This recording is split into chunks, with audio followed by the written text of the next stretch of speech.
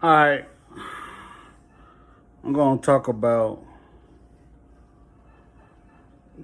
Duke and Wake Forest in the same um, breath here. Duke and Wake Forest are unique. I can't tell you. I know Wake Forest definitely hasn't done it, but maybe Duke has. They don't really sign uh, 4 or 5 star players. I can't tell you the last time uh, either one of them, has signed there. Duke and Wake Forest goes when it comes to recruiting. It's about developing players. It's not about it's not about getting a 4 or 5 star player. I think Duke had a tight end.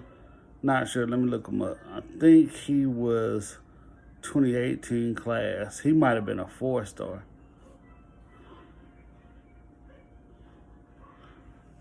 Yeah. No. Defensive end. Trajan Rice out of Kentucky, 4 star. That's about the only 4 star player that I know Duke to sign. I don't think they had anybody in 2019 class either. Very rare that okay. Tony Davis also. This cornerback out of Gaston, North Carolina. He signed with Duke. So that's 2. Uh, Very rarely that Duke or Wake Forest signs 4 or 5 star players. Very rare. Matter of fact, I can't tell you outside of those 2. And I thought it was a tight end that it might have signed. That was a 4 star, but I was wrong. It was a defensive end and a cornerback. But this year, Duke is number 12 in recruiting in the ACC, number 71 overall. Duke is I think finished season 4-7 after losing David Jones. I don't know what Harris is, as far as what year he is. He is a sophomore, junior, or senior. I really can't tell you. The highlight of Duke season this year, they blew out Virginia Tech. Really, really bad. But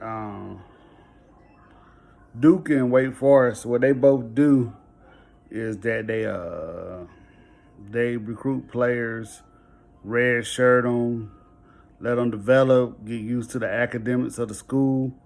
I know me and Pinsky and Pete was in a conversation. Well, Kyrie Irving said that the earth is flat, and he went to Duke. But you only got to keep a basketball player eligible for uh, what is it, like 1 semester, and a football player you got to keep eligible for 3 semesters. I mean for 3 years before they can complete.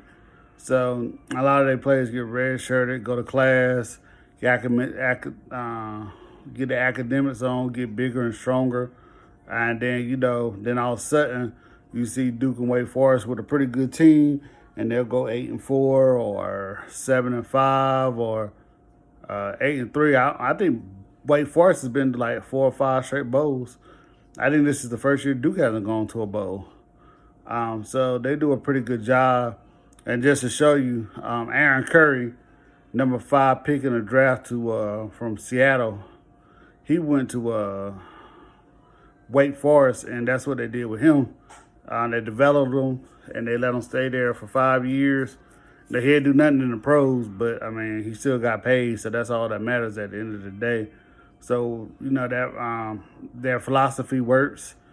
Wake Forest had a real good team this year. I mean, they gave up a lot of points to who was that?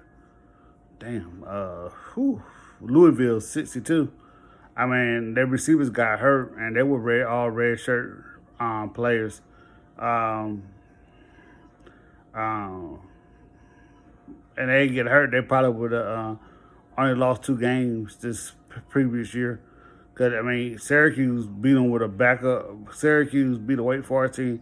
They had a backup quarterback, and I think they lost the game like 39-30. And the only reason why it was 39-30, the dude returned a touchdown for an overtime there at Syracuse in the Dome. So, I mean, I don't think Wake Forest has a bad program. They just suffered a lot of injuries this past year.